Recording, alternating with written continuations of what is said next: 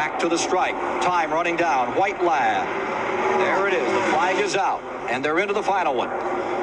Morgan Shepherd and Mark Martin. Pontiac and Ford trying to overtake the Chevrolet. Going into turn number 1. Gathering.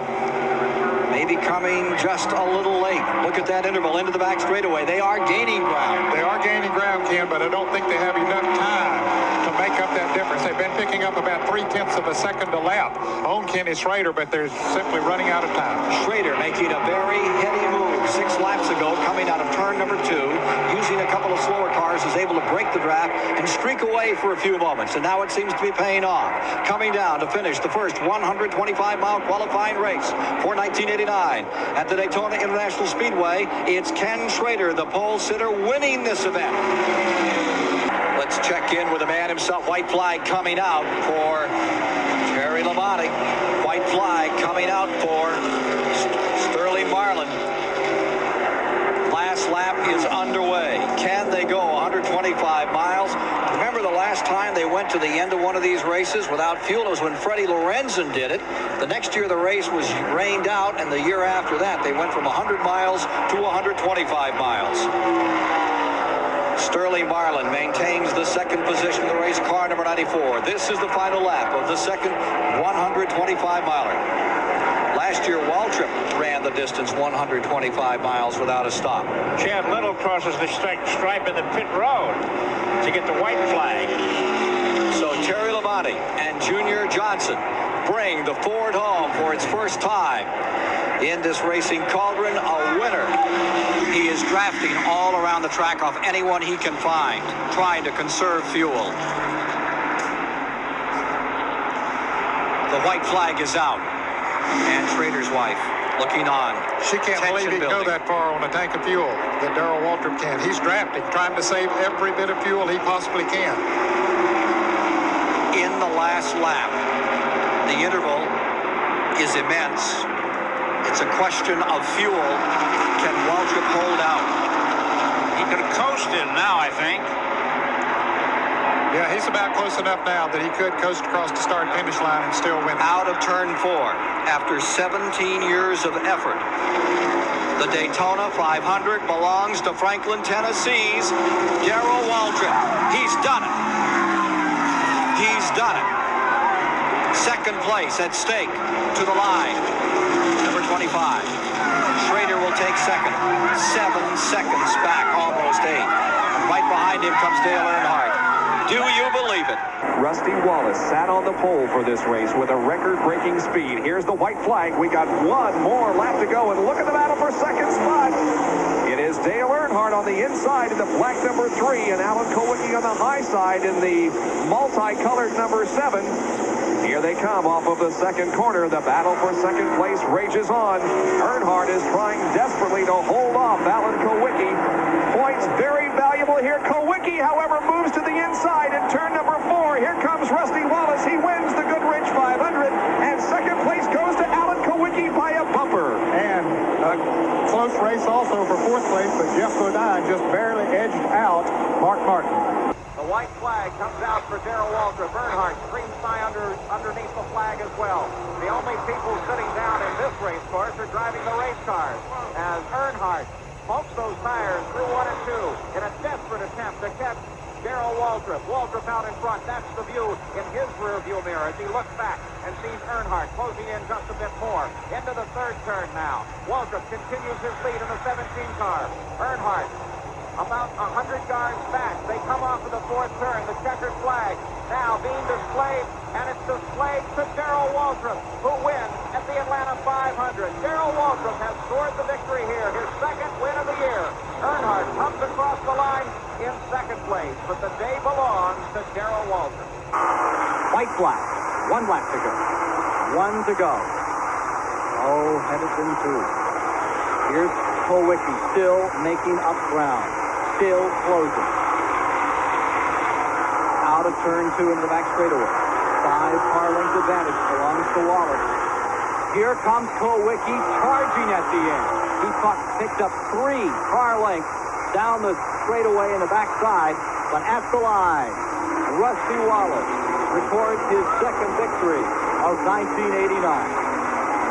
And Rusty Wallace and Kowicki almost losing it off the corner as he tries to hold off Rusty Wallace. White flag, one more lap for Harry again. One more lap to go for Harry. He's got a comfortable lead as the cars come off of corner number 2 and down the backstretch. There he is, but the real battle's for second position. And Davey Allison, it appears, is going to have second. Yes, indeed. He's passed Jeff Bodine at the end of the backstretch. And Davey Allison is now in second position. Jeff Bodine in the number 5 car is in third.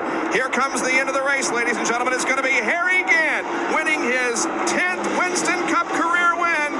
And in second position is Davey Allison. Third is Jeff Bodine. And Harry wins his first Winston Cup race in September of 1985. They'll come down this time for the white lap. Rusty Wallace leads with one more lap to go. Darrell Waltrip trying to wrestle the lead from him. He sneaks up on Rusty Wallace, but it appears as if Rusty may have enough to go the distance. Into turn number 3, here they come for the checkered flag. It's going to be Rusty Wallace winning the Valleydale 500. Darrell Waltrip finishes in second position. Jeff Bodine is going to hold on in third. Oh, it was a tight battle between Jeff Bodine and Dick Trickle and the 28 car of Davey Allison. One more lap around this 5/8 mile track, and here is a battle now for second position as Martin is trying to challenge Alan Kowicki for second. Martin is up high in number 6. Almost got into the wall, but here he comes on the outside again as to go into. Here comes Earnhardt off the corner. He's going to win the race. The battle is for second position, and who's going to take it? Kowicki wins by 1 car length. Oh! One more lap to go in the half mile here at Martinsville. There are essentially no other battles on the racetrack to show you, so we're going to show you Darrell Waltrip's final lap. He comes down the backstretch halfway around on the final time. Now into turn 3 and in turn 4 where Jeff Bodine was taken out in the early race. Here comes Waltrip off the 4th corner. His hand is in the air waving to the crowd, and Darrell Waltrip has won the Panel Sweatshirts 500 here at Martinsville. Time for these first 3 cars. They cross the stripe and get the white flag. There is one more lap to go. Now what has to happen here is that Terry Labonte has to pull out and Mark Martin go with them. They got to build up some momentum together if they have any shot at moving around Davey Allison. They might not even be able to build up that much momentum. Down the backstretch for the final time. Terry Labonte is looking right, looking left. Can't find the opportunity he needs. Davey Allison is right there in the middle of the racetrack. Let's see what Terry Labonte can do, if anything, and what Mark Martin can do. It could be that they'll just have to stay in line and finish this way. Here they come into the tri-oval. The slow car will help. The slow car will help Davey Allison. Let's over, Davey. Get some air. Let's watch. It's Davey Allison coming to the stripe. Terry Labonte right behind him. I don't think he's going to do it. No. Davey Allison wins the Winston 500 with Terry Labonte second. And Mark Martin in third position.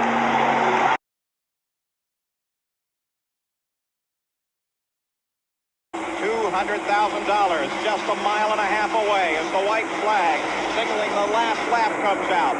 Schrader closes in on Wallace on the final lap in the first turn.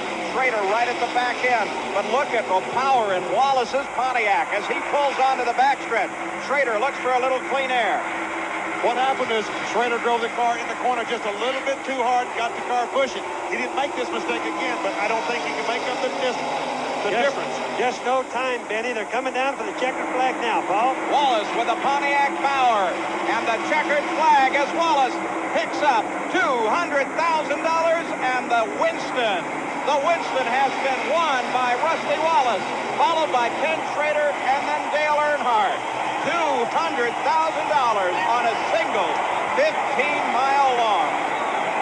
Could be coming up right here as the white flag comes out. 1 to go. Sterling Marlin gets my vote today. What a hard charge he has put on all day. Fifth 5 times in the 600, 4 times a winner. Incredible mark by Waltrip in this event. Here he is ready to lap Larry Pearson once again. Bill Elliott and Mark Martin are running side by side. Looks like Mark Martin, they're going to race it right to the line. And that is a good battle as Bodine is pulled away in 4th and Martin is challenging Elliott for the stripe. Coming down for the checkers, it is Darrell Waltrip for the 4th time. And there is a little bit of a slide coming to the line by Mark Martin. And across the stripe, it'll be number 9, Bill Elliott for 5th. Bodine will finish in fourth today. Ken Schrader will be third, and it will be Sterling Marlin for second position, but it's all Waltrip. Here he comes off corner number 4. The white flag is out. One more lap to go for Dale Earnhardt from Kannapolis, North Carolina. There is the interval between himself and Mark Martin. And Martin, for the moment, does not have a challenge from Ken Schrader and is going to be able to maintain that second spot, it would appear. Now, less than a half lap to go. Earnhardt sets the car into turn number 3 for the final time, keeping it low on the racetrack down near that white line. He comes off of corner number 4. The fans cheer, and Dale Earnhardt has won the Budweiser 500.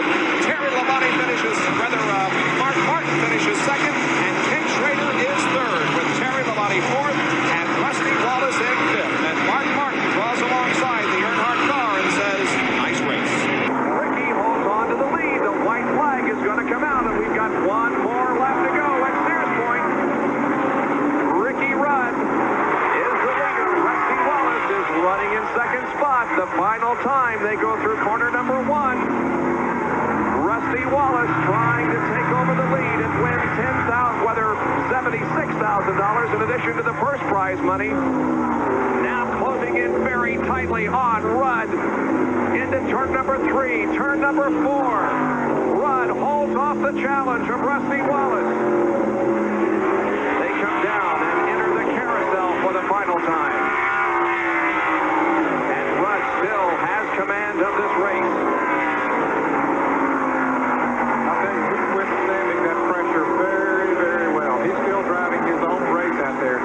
Hard to believe as high as the emotion is right now. Ricky Rudd doesn't appear to have slipped one time.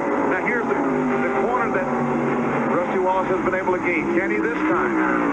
Well, he did going in, but he slid. He went in there so hard he slid a little bit, but I believe he did pick up maybe a little bit. But Rudd has been doing pretty well through the S's from here on back to turn 11, but Rusty has really been going into turn 11. Let's see how things shake out here as they're nearing the checkered flag. They move through the S's. Turn number 9 now. Continuing uphill through corner number 10. They'll enter a short straightaway here and then hard-braking for corner 11. If Rusty's going to do it, he's going to have to do it here. I don't think he's even going to make a challenge. Well, he smokes the tires, gets sideways in corner number 11, and it appears as if Ricky Rudd is going to win the Banquet Frozen Foods 300. He waves ahead. He crosses the line, and Rudd wins with Wallace right behind him. Labonte looking for his first victory of this season with the Junior Johnson team, and 13 could be the lucky number today here at Pocono for Harry Gant. I don't think they'll be terribly disappointed with a second-place run if indeed that is the way this will pan out in the final lap. A new team, and anytime you can take a new team and put them up at the head of the field, that means you're a candidate to win races. Certainly Gant is a driver capable of winning. The white flag falls on the leader, Terry Labonte, in the Miller High Life 500 here at Pocono. He has now run 497.5 of those 500 miles, and it should be a cakewalk home for the man who came out of Texas, became a stock car racer, moved to the Southeast, joined the Johnson team, actually won that Winston Cup championship back in 1984, and now may be going a new direction in 1990 as Winston Cup stock car racing continues to grow and bloom all around the nation. Harry Gant, the old veteran, coming out of the Grand National ranks, trailing in second spot, unable to mount a challenge here on their final pass down the backstretch and through the tunnel turn. There is Gant, interval steady, ran close, could not find the leader, and as now Terry Labonte works his way down through the final corner. It is all his to win, and a sellout crowd is on its feet. The Ford fans glory, the Junior Johnson fans cheer. Terry Labonte has won the Miller High Life 500 here at Pocono, Pennsylvania. Time is not there, and Elliott seems to have the power right now going with him. Back to the line. White flag is out. One remaining.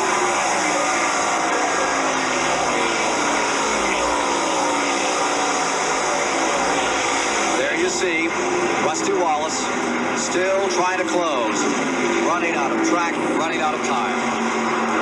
Just think if Bill Elliott had qualified just a tad faster, the winner's check would be increased by $91,200. That's right, he started outside of the front row. About 0.05 of a second.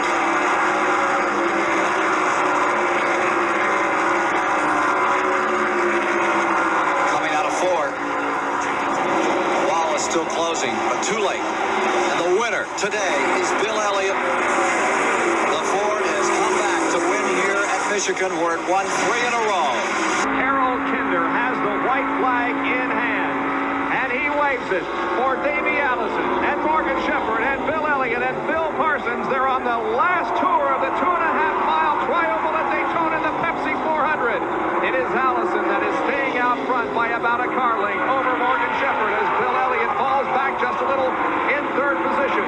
They come out of the 31 degrees of banking and down the flat backstretch for the final time, and they pass by Darrell Waltrip, who was successful here at this racetrack in February in the Daytona 500. Now, the cars set themselves into turn number 3, and Davey's wife, Morgan's wife, is just hoping and praying everything she has that Morgan can pull out the victory. Let's see, we have a battle for third position. The win is going to be by Davey Allison. He crosses the stripe and wins. Morgan is second, and Phil Parsons, I believe, got third at the last moment, passing Bill Elliott. He sure did. The defending Winston Cup champion. Look at the crowd on its feet, waving their hats. Some for Bill Elliott, some for Rusty Wallace. The white flag is out. There's one more lap to go. Will Bill Elliott be able to hold on for the next 2.5 miles and win the AC Spark Plug 500? The interval showing the difference between Bill Elliott, the leader, and second place Rusty Wallace as Rusty gets the left side tires off the racetrack again. Bill Elliott swings out at corner number 1 and down the Long Pond straightaway, 3,055 feet in length. Wallace, it appears, is going to have to settle for second position as one car separates Elliott and Rusty Wallace right now, that being Rick Wilson. Bill Elliott moves on to the North straightaway. He is approaching the third and final corner of this racetrack. The number 9 Coors Melling Ford is on the 6-degree banking of turn number 3. He comes off the straightaway, the crowd on its feet. Here comes Bill Elliott for the final few feet, and he wins the AC Spark Plug 500. Bill Elliott with his second win of the 1989 season. White flag is down. Here we go to decide the 21st annual Die Hard 500. Ford and Chevrolet in that ongoing confrontation. Ford out in front, the Junior Johnson car. Terry Labonte out of Texas. Darrell Waltrip looking for his 78th win, stays right there with him. I think he'll try to make the move between turns 3 and 4 if he has enough. Let's see if he does. Terry Labonte's going to use that low line. Pulls away a little. Halfway around. Darrell Waltrip perhaps backed off to try to build some momentum. As he comes off of turn 4, he's going to try to build enough momentum to grab past him. Closing. Waltrip moving up as they hit the tri-oval. Coming down. Terry Labonte in front. Waltrip looking for room, about 1,000 feet to go. To the inside comes Waltrip. He's there. They're almost side by side. To the line. Terry Labonte will win for the Junior Johnson crew. He did it for Mom. He is unbuckling himself. He's taking off the steering wheel. He is trying to get out of the car, and that is so good to see as the white flag comes out. Bodine hard into that tire barrier and into the guardrail. One more lap to go. There you can see that Jeff is out of the car, and the corner workers are signaling that he is okay. We're on the last lap of the race, and Rusty Wallace is in the lead and appears to be headed for his 4th road course win in his career. Rusty Wallace, who started this race from way back in the 14th position. 14th, right. You can see the yellow flags being displayed by the corner workers in this area of the racetrack where Jeff Bodine crashed. And there's a white and yellow being given to him at the start-finish line. So they'll race back to the flag. The race will officially end under yellow as Mark Martin there is in second position following Rusty, and then will come Dale Earnhardt in third position. But here is Rusty Wallace.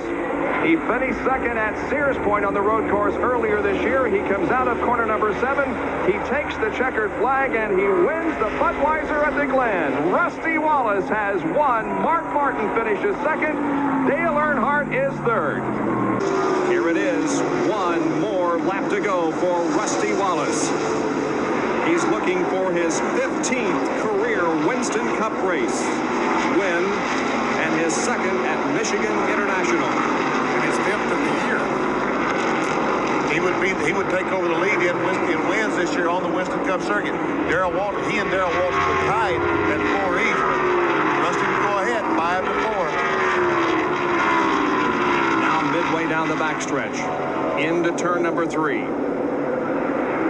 Rusty Wallace, originally from Fenton, Missouri, St. Louis area, brings the car off of corner number 4. Here is the checkered flag, and Rusty Wallace has won the champion Spark Plug 400. Darrell Waltrip can.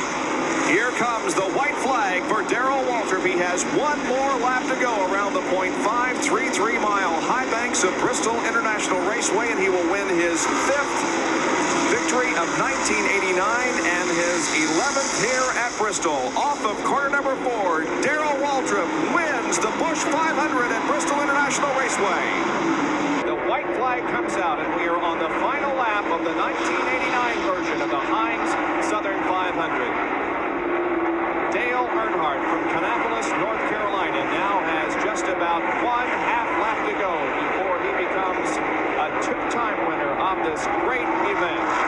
Earnhardt in the GM Goodwrench Chevrolet takes the car to the middle of the racetrack in turns number 3 and 4. He comes off of corner number 4 looking for the checkered flag. The fans are on their feet. He waves to them. The checkered flag is out, and Earnhardt wins the Southern 500. Laps running out and the fuel running out. I think Harry Gant has moved up to 3rd place now, so it'd be interesting to see as these cars fall out. White flag is down. Final lap. It could be my kingdom for a thimble of gas, or it could be all. Down for the finish. 27's out of gas. 27 is running out of gas. Going into turn 3. Wallace is slowing down. Wallace is into 4. He's coming out of turn 4. The man in second is Earnhardt. Earnhardt trying to close, coming to the line. Number 27 wins it. Harry Gant is out of gas on the back Harry stretch. Gant is out of gas on the back stretch. Earnhardt is coming across. They're racing for position, Bodine and Gant. To the line. Harry Gant is... Oh, Gant got him. Just about 3 feet over Bodine in this incredible finish. One more lap to go. Can Mark Martin pull off the win, or is Dale Earnhardt going to hold him off? They move both low into turns 1 and 2. Mark Martin within a car length now as they go down the backstretch. He'll have to make the move soon if he's going to do it. He's still about a car length behind. They move into the 3rd and 4th corners. Dale Earnhardt has things in hand. Here they come off the 4th corner. A little bit of smoke from Mark Martin's car, but he's not going to do it. Dale Earnhardt wins the Peak Performance 500 with Mark Martin finishing a close second. Look at him fight the wheel coming off the corner. 2 laps to go. And Michael Waltrip is spun in turn number 1. The race could end under caution, or will it? Michael's got his car rolling. He might get out of the way. We'll see. He drives down the banking. The car is rolling, and the NASCAR officials, yes, the NASCAR officials wave the yellow flag, and this race is going to end under caution. Here comes Waltrip to the flag, and this is going to do it. The yellow and the white flags come out simultaneously. Darrell Waltrip has won.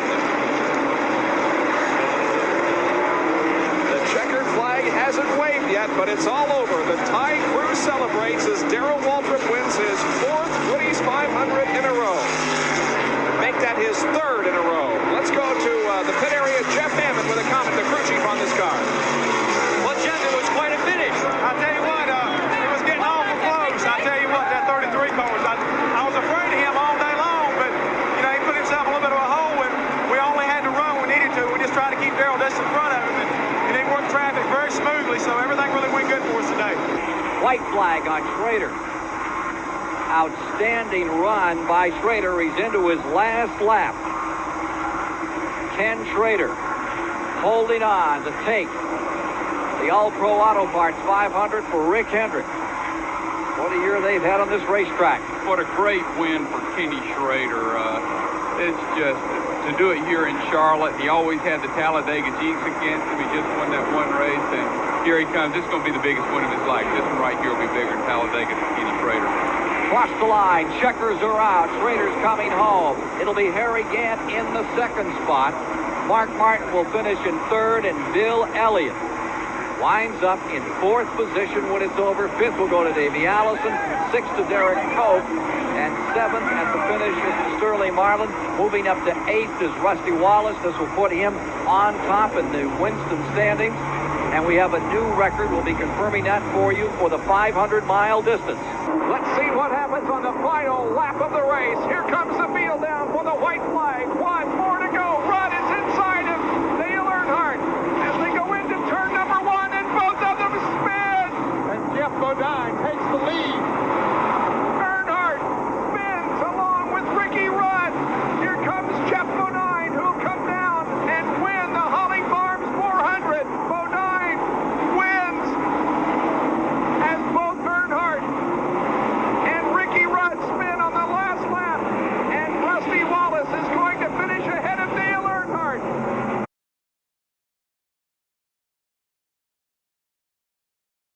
And he's the only car involved, and his car is high on the racetrack outside of the groove. There the leaders pass below, and there's going to be no yellow flag. Instead, the white flag falls for Bill Elliott. Jimmy Means has the car rolling once again. So now we're in the final lap as Bill Elliott from Dawsonville, Georgia, looks for career win number 32 in Winston Cup competition. He's through the dogleg on the backstretch, still maintaining the advantage. But over Terry Labonte, and there is Hut Strickland ahead of him. Here they come off of the 4th corner. Bill Elliott still with about 5 car length advantage on Terry Labonte. The checkered flag falls, and Bill Elliott wins the Auto Works 500. Terry Labonte finishes 2nd, followed by Mark Martin, Darrell Waltrip. Then comes Dale Jarrett and Dale Earnhardt. White flag. 1 more lap to go for Dale Earnhardt. And Rusty Wallace. And Rusty Wallace in his bid to become the 1989 Winston Cup champion. He is about to put his name in the record books among the greats. Buck Baker, Lee Petty, Joe Weatherly, Ned Jarrett, David Pearson, Bobby Isaac, Benny Parsons, Cale Yarborough, Richard Petty, Bobby Allison, Terry Labonte, Darrell Waltrip, Dale Earnhardt, and Bill Elliott. Here comes the checkered flag. There's the end of the race. Dale Earnhardt wins the Atlanta Journal 500. But Rusty Wallace has become the 1989 Winston Cup champion. Bob, he is the 20th different driver to win the championship since it all started back in 1949. Here comes Rusty Wallace finishing that last